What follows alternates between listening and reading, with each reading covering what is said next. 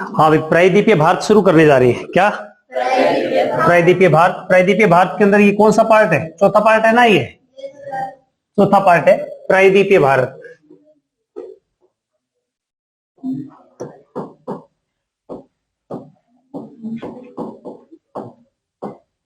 भारत। पहला प्रश्न है मेरा, संसार का सबसे बड़ा प्रायद्वीप कौन सा है? संसार का सबसे बड़ा प्रायद्वीप कौन सा है? अरब का प्रायद्वीप। कौन सा है? संसार का सबसे बड़ा प्रायद्वीप अरब का प्रायद्वीप है। संसार का दूसरा जो बड़ा प्रायद्वीप है वो कौन सा है? भारत का प्रायद्वीप। समुंदर से जो तीन ओर से घिरा हुआ हो, क्या हो? समुंदर से तीन ओर से घिरा हो वो प्रायद्वीपीय भाग। इसकी आकृति कैसी है? त्रिभुजाकार। क्या चीज है? त्रिभुजाकार है। ये भारत का सबसे प्राचीन भाग है। क्या चीज है? भारत का ये प्रायद्वीपीय भाग क्या चीज है? भारत का सबसे प्राचीन भाग है भारत का। और ये भारत का सबसे बड़ा भौतिक प्रदेश है। एनसीईआरटी के अनुसार 6 भौतिक प्रदेश है। कितने हैं? जिसमें सबसे बड़ा भौतिक प्रदेश कौन सा है? प्रायद्वीपीय। कितने लाख वर्ग किलोमीटर में फैला हुआ है? 16 लाख वर्ग किलोमीटर में फैला हुआ है। कितने में? इसी के ऊपर बात करेंगे। तो संसार का सबसे बड़ा प्रायद्वीप कौन सा है? अरे ये कलर दिख रहा है? चेंज करूं? नहीं दिख रहा? अरे ये दूसरे वाला ग्रीन तो सही दिख रहा है। लो तो यही यूज करेंगे फिर। संसार का सबसे बड़ा प्रायद्वीप कौन सा है? प्रायद्वीप कौन सा है? अरब का। अरब का प्रायद्वीप है। ठीक है। और प्रायद्वीप जो समुद्र से तीन ओर से घिरा हुआ हो। उसके बाद में भारत का प्रायद्वीप कौन सा है? जो भारत का जो प्रायद्वीप है ये कौन से नंबर का है? दूसरे नंबर का है।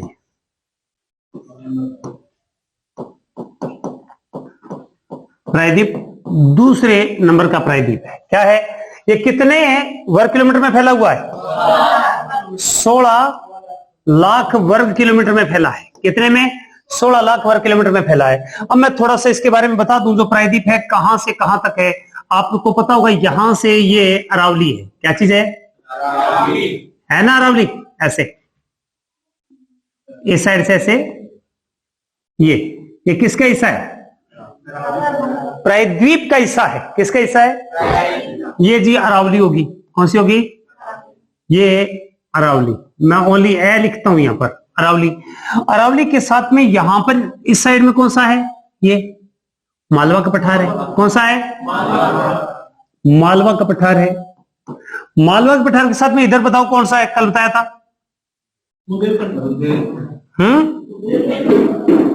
यहां पर बताया था बुंदेलखंड। कौन सा? बुंदेलखंड का पहाड़। उसके बाद में यहां पर कौन सा है? बघेलखंड। कौन सा है? कौन सा है? बघेलखंड। और बघेलखंड के बगल में यहां पर कौन सा है? छोटा नागपुर का पठार। कौन सा है? छोटा नागपुर का पठार है। उसके बाद में यहां पर इसी का हिस्सा एक यहां पर है। ये कौन सा पठार है? शिलोंग का। कौन सा है? इस शिलोंग का पठार।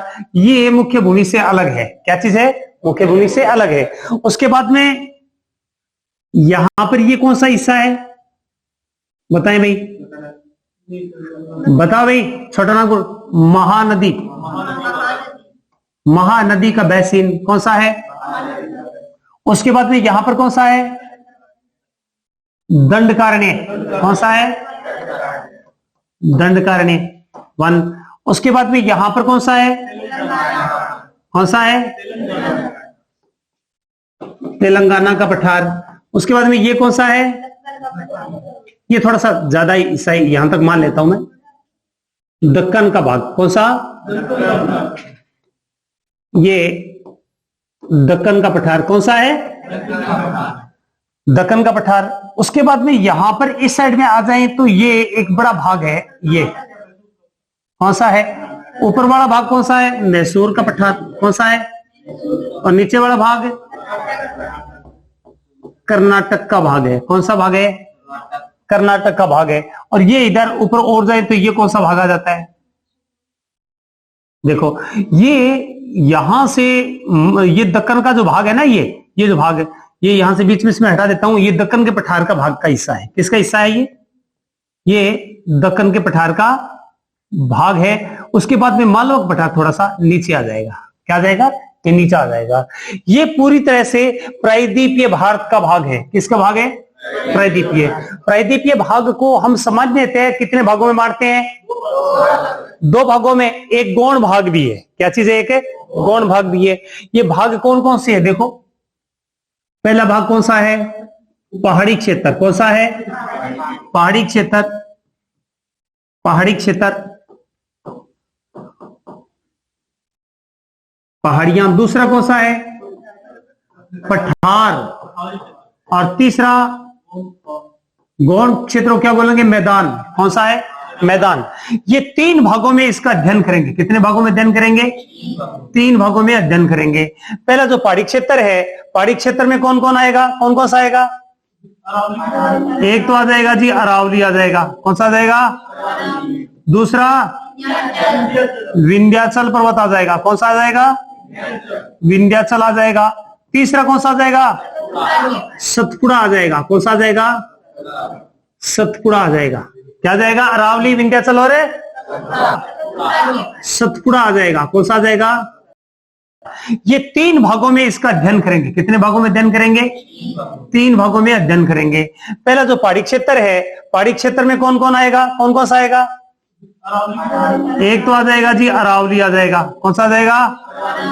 दूसरा विंध्याचल पर्वत आ जाएगा। कौन सा आ जाएगा? विंध्याचल आ जाएगा। तीसरा कौन सा आ जाएगा? सतपुड़ा आ जाएगा। कौन सा आ जाएगा? सतपुड़ा आ जाएगा। क्या आ जाएगा? अरावली, विंध्याचल और सतपुड़ा आ जाएगा। उसके बाद में यदि हम बात करें तो पठार में, तो आपको पता ही है कौन सा आ जाएगा? छोटा नागपुर का पठार आ जाएगा। कौन सा? है ना, छोटा नागपुर मेन। दूसरा कौन सा आ जाएगा? मालवा का पठार आ जाएगा। कौन सा? मालवा का। और कौन सा आ जाएगा? दक्कन का आ जाएगा। कौन सा आ जाएगा? मैदान में कौन सा आ जाएगा? महानदी का मैदान। कौन सा? महानदी का मैदानी क्षेत्र। इसके साथ इसमें दंडकारण्य भी आ जाएगा। कौन सा आ जाएगा? दंडकारण्य वन वही है जिसके अंदर भगवान गए थे और बड़े बड़े राक्षसों का वध किया था। इन तीनों भागों का अध्ययन करेंगे। क्या करेंगे हम? इन्हें तीनों भागों का अध्ययन करेंगे। यहां तक बात समझ में आ गई? ये कितने लाख वर्ग किलोमीटर में फैला है?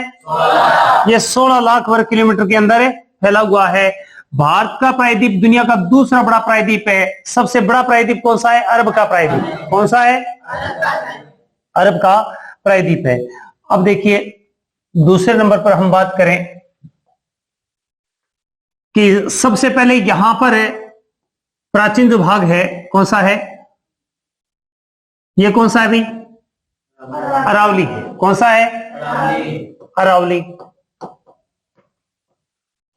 सबसे जो पुराना पार्ट है वो कौन सा है? अरावली है। ये संसार का सबसे पुराना पार्ट है। क्या चीज है संसार का? ये मैंने पहले जो वीडियो बनाया राजस्थान का और आपको पढ़ाया था, उसके अंदर भी पूरा दिया हुआ, डिटेल दिया हुआ है कि अरावली के बारे में। अरावली के समतुल्य विश्व का और कौन सा पर्वत है? अरावली के समतुल्य दुनिया का दूसरा पर्वत कौन सा है? अपलेशियन पर्वत। अपलेशियन पर्वत कहां है? कहां पर है? उत्तरी अमेरिका में। कहां पर है? उत्तरी अमेरिका के अंदर है। ये उसके समतुल्य है। ये इसकी कुल लंबाई कहां तक कितनी है? इसकी कुल लंबाई कहां से निकलता है? ये अरब सागर में। कहां से निकलता है और कहां तक जाता है? दिल्ली तक जाता है। कहां तक जाता है? वर्तमान में ये क्या रह गया है? अवशिष्ट मात्र रह गया है। क्या रह गया है? अवशिष्ट। क्यों रह गया है? क्योंकि अवशेष बच गया है। अरावली जब ये बनी थी तो 2900 मीटर ऊंचा था। वर्तमान में औसत तौर से 930 मीटर है। अवशेष के रूप में रह गया, इसीलिए अवशिष्ट है। वैसे ये ज्वालामुखी से निर्मित नहीं है। किससे निर्मित नहीं है? ये वलित पर्वत है। क्या चीज है? वलित पर्वत श्रृंखला है। कौन सा है? और अवशेष के रूप में है। वर्तमान के अंदर जो अरावली है, मैं मोटा मोटा थोड़ा सा बता दूं, बाकी तो मैंने कहा ना डिस्क्रिप्शन बॉक्स के अंदर लिंक दिया हुआ है अरावली का, तो उसको आप पढ़ लेना, सारा डिटेल मिल जाएगा। तो जो अरावली है इसको किन किन राज्यों के अंदर है भाई? गुजरात में। कहां पे है? गुजरात, और राजस्थान, हरियाणा, और एक केंद्र शासित प्रदेश है कौन सा? दिल्ली। कौन सा है? केंद्र शासित प्रदेश दिल्ली। तो 3 राज्य और इनके अंदर फैला हुआ है और संसार की सबसे प्राचीन पर्वत श्रृंखला है। वर्तमान में इसको बचाने के लिए अभियान शुरू किया गया है, अरावली योजना। कौन सी? हरियाणा में सक्रिय है, ताकि जो बचे हुए इसके डूंगरी है, बचे हुए इसकी पहाड़ियां हैं, उसके ऊपर क्या लगाया जाए? पेड़ लगाए जाएं, ताकि इसको संचित रखा जाए, इसको तोड़ा ना जाए। और उसके बाद में बहुत सारी जगह पर तो अरावली के न तोड़ने के ऊपर प्रतिबंध भी लगाया हुआ है। क्या लगाया हुआ है? प्रतिबंध लगाया हुआ है। इसमें से अरावली में से कई सारी नदियां निकलती है। कौन सी निकलती है? बताओ भी कौन कौन सी? एक तो लूनी निकलती है, बनास, और देखो पश्चिम की तरफ पानी लेकर जाने वाली प्रमुख नदी लूनी, और पूर्व की तरफ पानी लेकर जाने वाली प्रमुख नदी बनास, जो राजस्थान में बहती है। क्या बहती है? ये राजस्थान के खनिजों का अजायब घर है। अरावली क्या है? राजस्थान के खनिजों का अजायब घर है, खनिजों का अजायब घर है। उसके बाद में इसके आसपास में अरावली के दोनों तरफ कौन सी फसल उगाई जाती है? कौन सी फसल उगाई जाती है? मक्का की फसल। कौन सी? मक्का की खेती की जाती है। किसकी खेती की जाती है? मक्का की। इसकी सबसे ऊंची चोटी राजस्थान में ही है। 3 राज्यों में से सबसे ऊंची चोटी कहां पर है? राजस्थान में। कौन सी है? गुरु शिखर। कौन सी है? गुरु शिखर है। कौन सी है? गुरु शिखर है। कितनी ऊंची होगी ये? 1722 मीटर। कहां पर? सिरोही जिले में। कहां पे? सिरोही जिले में। इसको गुरुओं का शिखर भी कहते हैं। क्या बोलते हैं इसे? गुरुओं का शिखर कहते हैं। हम सबसे पहले 3 भागों में जो पढ़ने जा रहे हैं, कौन कौन सा पढ़ने जा रहे हैं? सबसे पहले कौन सा पढ़ रहे हैं? पर्वत पढ़ रहे हैं। क्या पढ़ रहे हैं? पर्वत या पहाड़ी पढ़ रहे हैं। बाद में क्या पढ़ेंगे? पठार पढ़ रहे हैं। और फिर क्या पढ़ेंगे? मैदान पढ़ेंगे। तो जो पर्वत पढ़ रही है, सबसे पहले पर्वत के अंदर हम सबसे पहले क्या पढ़ रहे हैं? अरावली। अरावली के ढाल, इधर से जो नदियां निकलती है वो इधर जाती है, इधर से जो नदियां निकलती है वो इधर इस साइड से घूम के और ऐसे जाती है। ठीक है। तो यहां पर इसको खनिजों का अजायब घर कहते हैं। राजस्थान की रीढ़ कहते हैं। क्या बोलते हैं? राजस्थान की अर्थतंत्र की क्या बोलते हैं? रीढ़ बोलते हैं। राजस्थान में इसकी लंबाई 550 किलोमीटर है। तो याद रह जाएगा अरावली। अरावली के बाद में एक चीज देखिए, यहां से भारत की क्या है? पर्वत श्रृंखला है। कौन सी है?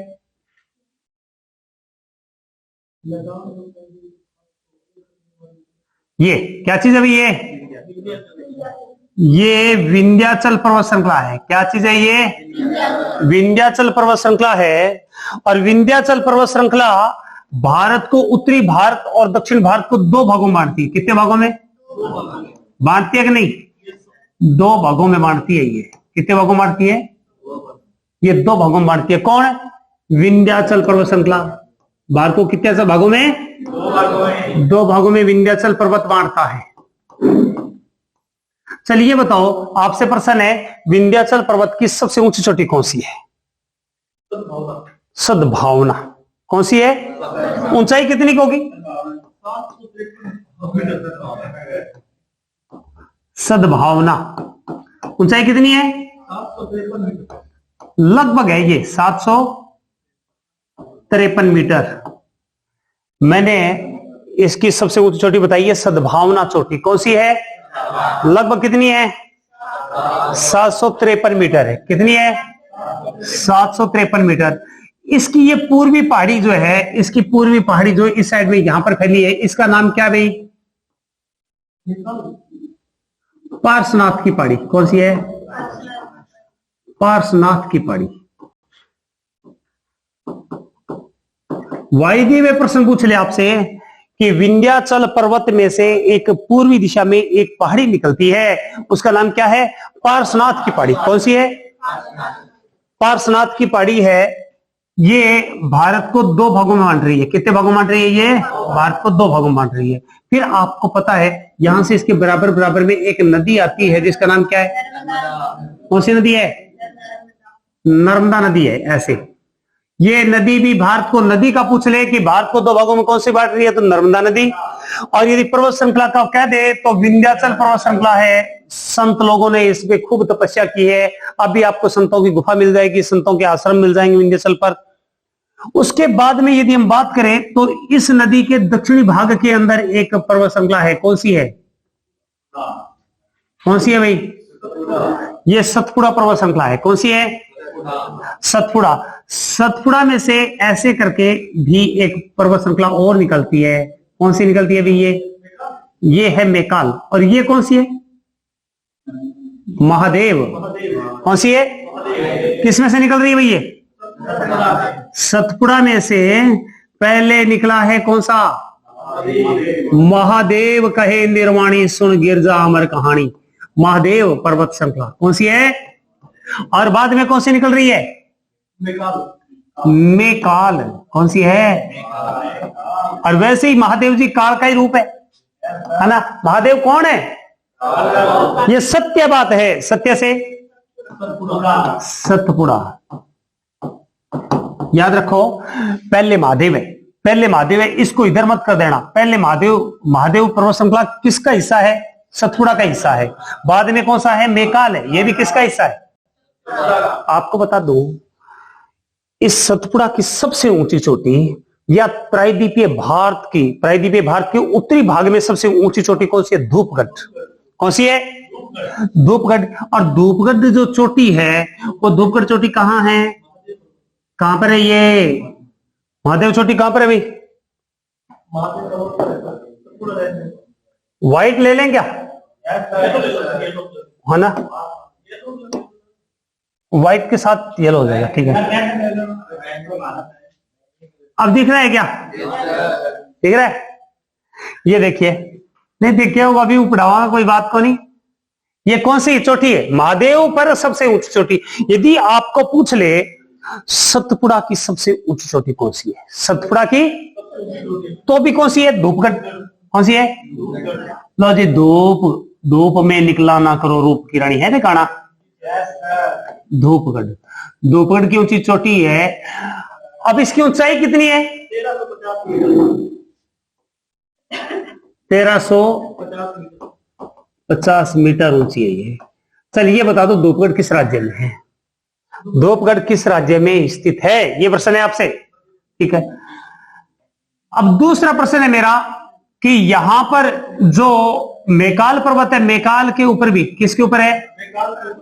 मेकाल पर्वत के ऊपर भी ऊंची चोटी है ये रही। मेकाल के ऊपर, मेकाल के ऊपर सबसे ऊंची चोटी कौन सी है? अमरकंटक। अमरकंटक छत्तीसगढ़ में, ये एमपी में है। धूपगढ़ कहां पर है? एमपी में। अब जो अमरकंटक की ऊंचाई कितनी है? 1066 मीटर है। कितनी है? 1066। अब देखो आपसे प्रश्न कैसे पूछेगा, गौर से देखिए। प्रायद्वीपीय भारत के उत्तरी भाग की सबसे ऊंची चोटी कौन सी है? धूपगढ़ है, जो मध्य प्रदेश में स्थित है। और ये सतपुड़ा पर्वत की सबसे ऊंची चोटी किसकी है? सतपुड़ा की सबसे, क्योंकि ये तो सतपुड़ा में से निकली हुई शाखा ही तो है। और यदि ऐसे पूछ ले, चार ऑप्शन दे दे, यहां पर दे दे महादेव पर्वत, मेकाल पर्वत दे दे, पार्श्वनाथ पर्वत दे दे, विंध्याचल दे दे, तो सबसे ऊंची चोटी किसकी हो गई है? महादेव की है। कौन सी? तो महादेव ने जिंदगी में कभी धूप नहीं देखी। देखी थी क्या? अरे कैलाश पर तपस्या करते थे, चारों तरफ वहां पर क्या चीज है? बर्फ ही बर्फ है। इसीलिए महादेव ने कभी भी धूप नहीं देखी। अच्छा, आपसे बीच बीच में पूछूंगा भी, मोबाइल कोई चला रहा है, बंद कर देना अभी। हाँ जी, तो कैसे याद रखोगे? तेरे को बोल रहा हूं मैं, तेरा का मतलब तेरे को बोल रहा हूं, तेरा का मतलब तेरे को बोल रहा हूं। धूप महादेव ने कभी धूप है? अब दूसरी बात है मेकाल की, किसकी है? मेकाल की। देखो, जो आदमी अमर हो जाए वो काल के गाल में जाता है क्या? काल से मेकाल, काल के गाल में नहीं जाता। तो ये विंध्याचल पर्वत है। अब इन दोनों के बीच में नदी कौन सी है? कौन सी है? बीच में नदी कौन सी है? यहां तक बात समझ में आ गई। दो पर्वत जो आपको बताए हैं, पहला कौन सा बताया है? अरावली बताया। कौन सा बताया? अरावली बताया। फिर कौन सा बताया है? विंध्याचल बताया है। विंध्याचल के बाद में कौन सा बताया है? सतपुड़ा बताया है। कौन सा बताया है? सतपुड़ा बताया है। इतनी बात समझ में आ गई क्या? आगे बढ़ो। लो जी आगे बढ़ जाते हैं। हाँ जी, अब बात करते हैं, यहां पर आगे चलते हैं। तो ये जो पर्वत श्रृंखला है, ऐसे पर्वत श्रृंखला, फिर ऐसे पर्वत श्रृंखला है और ऐसे पर्वत श्रृंखला है, ये ठीक है जी। अब उसके बाद में देखिए यहां पर इस साइड में, यहां पर कौन सा पठार है बीच में? क्योंकि ऐसे नहीं है जो मैंने दीवार से बना दी ऐसा कैसा सीधा ही है, ऐसा नहीं है क्योंकि कटा पड़ा है। तो बीच में इस साइड में यहां पर कौन सा पठार आ जाएगा? कौन सा पठार है बताओ भैया? मालवा काजी पठार है। कौन सा है या नहीं है? इसके बगल में कौन सा है? बुंदेलखंड है। फिर कौन सा? बघेलखंड है। ठीक है। मालवा का पठार सबसे ज्यादा कहां पर फैला है? मध्य प्रदेश में। कहां पर फैला है? मध्य प्रदेश। बुंदेलखंड, बघेलखंड मध्य प्रदेश, उत्तर प्रदेश दोनों में फैला है। इस पे आपको वनस्पति बहुत अधिक दिखाई देगी। क्या देगी? वनस्पति बहुत अधिक दिखाई देगी। इसीलिए मध्य प्रदेश के अंदर, राजस्थान, भारत के अंदर सबसे ज्यादा पेड़ पौधे या जंगल या अभ्यारण्य सबसे ज्यादा कहां है? मध्य प्रदेश में ही है ना, है ना। तो इसीलिए इसी पहाड़ी क्षेत्र के अनुकूलता के कारण इसी क्षेत्र में मालवा का पठार है। इधर आप जाओगे तो छोटा नागपुर का पठार है। कौन सा है? यहां पर छोटा नागपुर का पठार है। और छोटा नागपुर का पठार 4 राज्यों की सीमा पर है। कितने राज्यों की? 4 राज्यों की सीमा पर है। कौन कौन सा राज्य? यहां पर ऊपर झारखंड। कौन सा है? झारखंड है एक। दूसरा कौन सा है? छत्तीसगढ़ है। कौन सा है? छत्तीसगढ़ है। तीसरा कौन सा है? उड़ीसा है। और चौथा कौन सा है? बंगाल है। कौन सा है? ये 4 राज्यों की सीमा पर है। लेकिन इसका ज्यादा जो भाग है, जो उत्तरी क्षेत्र से, यहां से ये झारखंड आ रहा है, झारखंड में ज्यादा पड़ता है। इस साइड में ये बंगाल है। कौन सा है? ये बंगाल है। इधर कौन सा है? उड़ीसा है। और इधर कौन सा है? छत्तीसगढ़ है। कौन सा है? छत्तीसगढ़ है। चारों राज्यों की सीमा पर है। इसको भारत का रूर कहते हैं। क्या बोलते हैं? छोटा नागपुर का पठार को कौन सा? ये छोटा नागपुर का जो पठार है इसको क्या बोलते हैं? भारत का रूर कहते हैं। क्या बोलते हैं? छोटा नागपुर के पठार को क्या बोलते हैं? भारत का रूर कहते हैं। क्या बोलते हैं? भारत में सबसे ज्यादा यदि खनिज की उत्पत्ति होती है तो इसमें होती है। पहला नंबर है। दूसरे नंबर पर अरावली है। जब तो आपको पता होगा खनिजों में पहला स्थान किसका? झारखंड का है। बस इस छोटा नागपुर के पठार के कारण। और छोटा नागपुर के पठार की प्रमुख नदी कौन सी है? दामोदर नदी। कौन सी है? इसके बगल में ऐसे जाती है, दामोदर नदी जाती है। तो ये छोटा नागपुर के पठार की प्रमुख नदी पूछ ले, कौन सी? जो यहां से आती है प्रमुख नदी कौन सी है? दामोदर नदी। कौन सी है? दामोदर नदी। छोटा नागपुर के पठार को भारत का रूर कहते हैं। क्या बोलते हैं? भारत का रूर। कई भाइयों को पता नहीं है कि रूर क्या समस्या है। रूर क्या चीज है? जर्मनी के अंदर, जर्मनी में एक पहाड़ है जहां से कोयला निकलता है। रूर प्रांत में से क्या निकलता है? कोयला। और वहां पर एक नदी है, राइन नदी। उस राइन नदी में कोयला निकाल निकाल के ढोया जाता है, इसीलिए कोयला ढोने वाली नदी कहते हैं। तो भारत में भी कोयला जो निकलता है वो कहां से निकलता है? ज्यादा छोटा नागपुर के पठार से निकलता है। कहां से निकलता है? छोटा नागपुर के पठार से निकलता है। तो ये छोटा नागपुर का पठार किस साइड के अंदर है? छोटा नागपुर का पठार कहां है? भारत के पूर्व में। कहां पर है? कितने राज्यों की सीमा पर है? इन चारों में से एक हटा देगा और कुछ और डाल देगा कि निम्न में से कहां छोटा नागपुर का पठार नहीं है। छोटा नागपुर के पठार की सबसे बड़ी नदी कौन सी है? दामोदर नदी है। अब मैं आपको करने के लिए प्रश्न दे रहा हूं और कमेंट में तो आप कोई लिखते ही नहीं हो। छोटा नागपुर के पठार की सबसे ऊंची चोटी कौन सी है? छुटकी ढूंढागर। छोटा नागपुर के पठार है, देखूं के वह कमेंट लिखी बताए करेंगे उत्तर है ना। चलो आज पता चला छोटा नागपुर के पठार की सबसे ऊंची चोटी कौन सी है? ये प्रश्न दे रहा हूं आपको, छोटा नागपुर के पठार की सबसे ऊंची चोटी, क्योंकि प्रश्न जो बनेंगे आपको पता होना चाहिए। उसके बाद में यहां पर ही इसी साइड के अंदर आपको बताया था कि ये जो हिस्सा है महानदी का बेसिन है। कौन सा है? महानदी का बेसिन है। इसके साथ आपको बता दूं, जो अपने बात कर रहे थे तेलंगाना का पठार, कौन सा? तेलंगाना का पठार। तेलंगाना जो राज्य बना है ना, तेलंगाना राज्य बना है, उसकी भौगोलिक सीमा इसी प्रकार है कि चारों तरफ किससे घिरा हुआ है? पहाड़ और पठारों से घिरा हुआ है। इसीलिए वहां के लोगों ने कहा हमारा विकास नहीं हो रहा है। हमारा पैसा किसको लग रहा है? मध्य प्रदेश को लग रहा है, हमारा विकास नहीं हो रहा है, मैं अलग करो आप। इसीलिए छत्तीसगढ़ को अलग कर दिया गया। छत्तीसगढ़ को अन्न का कटोरा, उसको धान का कटोरा कहते हैं। धान का मतलब चावल का। और क्योंकि इस क्षेत्र से अमरकटंक, नाम सुना है अमरकटंक की पहाड़ियां?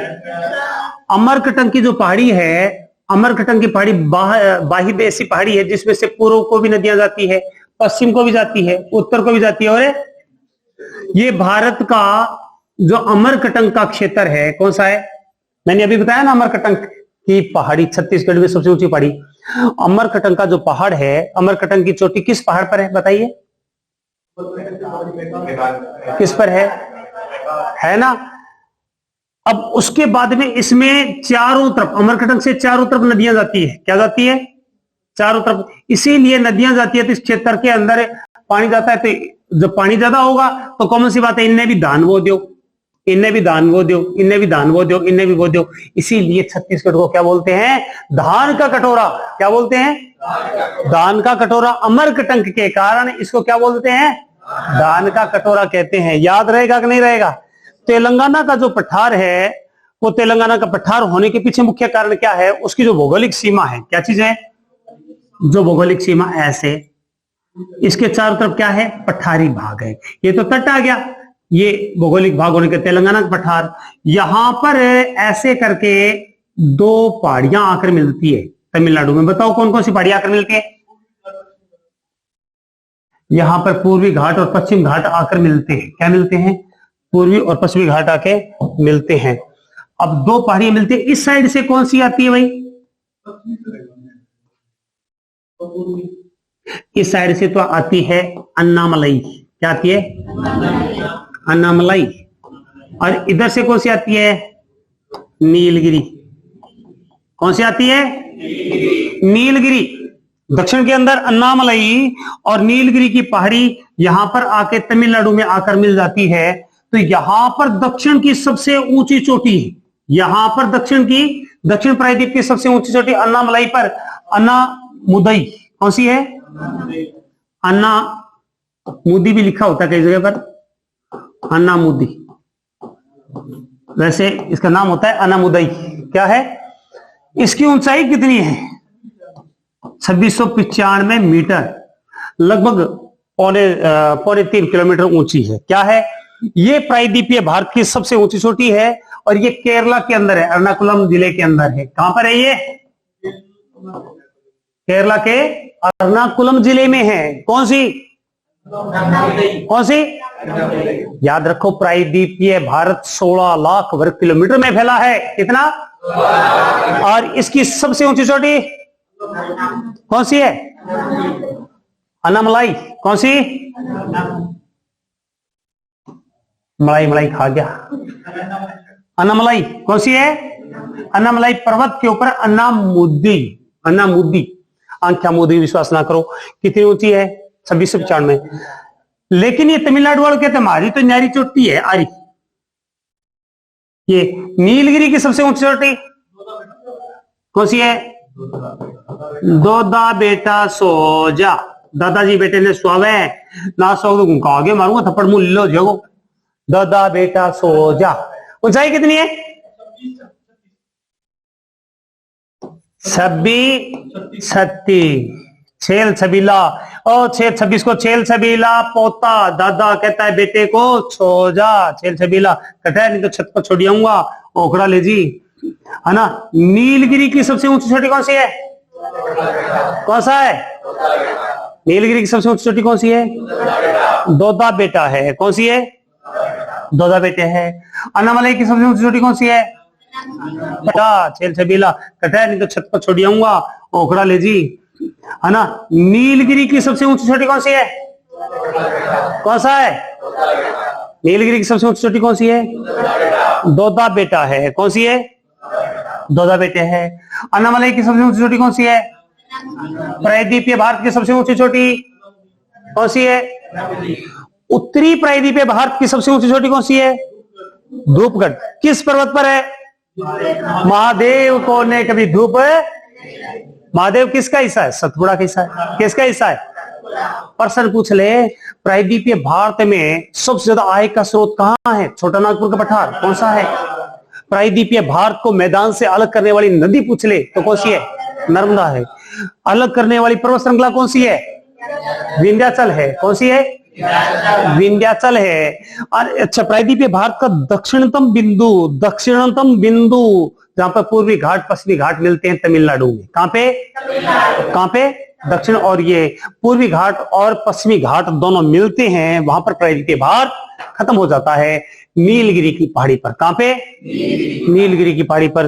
अब प्रश्न पूछ ले कि इस प्रायद्वीपीय भारत का दक्षिणी भाग किस पर्वत पर जाके खत्म हो जाता है? इलायची की पहाड़ी पर। कहां पर? इलायची की पहाड़ी किस राज्य में है? केरला में। प्रश्न पूछ ले, प्रायद्वीपीय भारत की बिल्कुल दक्षिणतम पहाड़ी कौन सी है? इलायची की। इलायची कितना है? केरल मसालों का राज्य है। क्या है? मसालों का राज्य है। तो वैसे भी जो करेले बनाए अपने, उसमें क्या डाल लो? इलायची। क्या डाल लो? इलायची। अब एक और प्रश्न, ये प्रायद्वीपीय भारत है, उसकी औसत ऊंचाई कितनी है? 600 से 900 मीटर के बीच। कितनी औसत ऊंचाई कितनी है? प्रायद्वीपीय भारत की औसत ऊंचाई कितनी है? 600 से 900 मीटर है। लेकिन आपको यह बताना है प्रायद्वीपीय भारत ये त्रिभुजाकार आकृति का है। कैसा है ये? त्रिभुजाकार आकृति का है। अब आपसे प्रश्न पूछ ले, इसका ऊंचा भाग उत्तरी है या पश्चिमी है या पूर्वी है या दक्षिणी भाग है? 4 ऑप्शन है ना। कौन सा हिस्सा भाग ऊंचा है? पश्चिमी भाग है। कौन सा है? इसका पश्चिमी भाग ऊंचा है। क्या है? इसका पश्चिमी भाग है ऊंचा है। जब भी तो यहां से नदियां निकल के इधर जा रही है सारी, ऐसे जाती है क्योंकि इस कमरे का कौन सा भाग नीचा है पता लगाना, तो एक बाल्टी पानी ले आओ, सेंटर में डाल दो, जिधर पानी चलेगा वो भाग क्या होगा? नीचा होगा। तो यहां पर जो नदियां हैं वो ऐसे जा रही है। क्या जा रही है? इधर तो बहुत कम, धीरे से कोई खाई माकर हो गए टपकी तो अलग बात है, बाकी सारी नदियां किधर जा रही है? दक्षिण पूर्व को जा रही है। कहां जा रही है? नदियां जा रही है दक्षिण पूर्व को। कहां जा रही है? नदियां दक्षिण पूर्व को जा रही है, इसीलिए इसका दक्षिण पूर्व का भाग नीचा है। क्या है? इसका दक्षिण पूर्व का भाग नीचा है। याद रहेगा कि नहीं रहेगा? प्रायद्वीपीय भारत। ठीक, अब उसके बाद में साफ कर दो एक बार। लो जी, दक्षिण पूर्व का भाग सबसे नीचा है। अब प्रश्न पूछ ले, प्रायद्वीपीय भारत की सबसे बड़ी नदी कौन सी है? अब मैं 5, 7, 10 प्रश्न पूछूंगा प्रायद्वीपीय भारत पर। प्रायद्वीपीय भारत की सबसे बड़ी नदी कौन सी है? बताएं भाई। आप में से ज्योग्राफी में एमए किसी ने कर रखी? हाथ ऊपर गए। किसी ने नहीं कर रखी? लो जी, सारे इतिहास के विशेषज्ञ हैं। हाँ जी, ये पूछ ले, प्रायद्वीपीय भारत की सबसे बड़ी नदी कौन सी है? गोदावरी। कौन सी है? कहां से निकलती है? महाराष्ट्र से। लो जी, ये गई सबसे बड़ी नदी। प्रायद्वीपीय भारत की सबसे बड़ी नदी तो कौन सी है? गोदावरी। कौन सी है? गोदावरी। एक प्रश्न तो ओ प्रश्न पूछ ले, प्रायद्वीपीय भारत के अंदर सबसे ज्यादा जंगल किस राज्य में? जंगल कहां पर है? एमपी में। या सबसे ज्यादा वनस्पति आ जाए तो कहां पर है? सबसे प्रायद्वीपीय भारत का सबसे ऊंचा भाग कौन सा है? दक्षिण पश्चिम। ऊंचा भाग कौन सा है? ऊंचा भाग दक्षिण पश्चिम का भाग सबसे ऊंचा है। ढलान किधर हो गया फिर? दक्षिण पूर्व की तरफ। कहां पर हो गया? अब प्रश्न फिर आ जाए कि दक्षिण जो प्रायद्वीपीय भारत का सबसे स्वच्छ नगर कौन सा है? प्रायद्वीपीय भारत का इंदौर। कहां पर है रे? मध्य प्रदेश में है। कौन सा है? मध्य प्रदेश में। अच्छा, पठारी प्रायद्वीपीय भारत की जो अधिकतर जो मिट्टी रहती है, पठारों की मिट्टी कैसी रहती है? काली। कौन सी रहती है? मिट्टी काली है। कैसी है? काली है। आपको जानकारी के लिए बता दूं, प्रायद्वीपीय भारत में सबसे ज्यादा सिंचाई किससे होती है? कुओं से। किससे होती है? भारत में भी सबसे ज्यादा सिंचाई किसमें होती है? कुओं से। और प्रायद्वीपीय भारत में भी किससे होती है? कुओं से। प्रायद्वीपीय भारत में सबसे साक्षर राज्य कौन सा है? साक्षर राज्य कौन सा है? साक्षर राज्य केरला। अच्छा, फिर उसके बाद में प्रायद्वीपीय भारत के अंदर सबसे ज्यादा तिलहन और दलहन किस राज्य में होती है? एमपी में। एसटी सर्वाधिक कहां पर है? एमपी में है। कहां पर है? एमपी के अंदर है। कौन सा है? प्रायद्वीपीय भाग का सबसे बड़ा पठार कौन सा है? दक्कन का भाग। दक्कन का पठार कौन सा है? दक्कन का पठार। प्रायद्वीपीय भाग सारे भौतिक प्रदेशों में सबसे प्राचीन है। कौन सा है? सबसे प्राचीन है। तो प्राचीन पर्वत श्रृंखला कौन सी है? अरावली है। सबसे ज्यादा खनिजों वाली कौन सी है? कौन सा है? छोटा नागपुर का पठार है। कौन सा है? छोटा नागपुर का पठार। इतना समझ में आ गया क्या? अब मैं 2 मिनट के अंदर सारी चीजें पूछने जा रहा हूं, ठीक है? तो आप लोग तैयार हो जाइए। प्रायद्वीपीय भारत की सबसे ऊंची चोटी जो पूछूंगा वही बताएगा। छुटकी बता। सबसे, हाँ जी, सबसे ऊंची चोटी कौन सी है प्रायद्वीपीय के भाग की? अरे धूपगढ़। धूपगढ़ कितनी ऊंची है? 2695 मीटर। कितनी है? 2695 मीटर सबसे ऊंची चोटी किसकी? किस पर्वत पर है? मैंने सॉरी माफी चाहता हूं, मैंने ये पूछना था उत्तरी प्रायद्वीपीय भाग की सबसे ऊंची चोटी कौन सी है? धूपगढ़, जिसकी ऊंचाई कितनी है? 1350 मीटर। किस पर है ये? महादेव पर है। किस पर है? लेकिन यदि ओवरऑल महाद्वीपीय जो भाग है, पूरा प्रायद्वीपीय भाग की सबसे ऊंची चोटी कौन सी है? कौन सी है? ठीक है, तो ये आज इतना ही, बाकी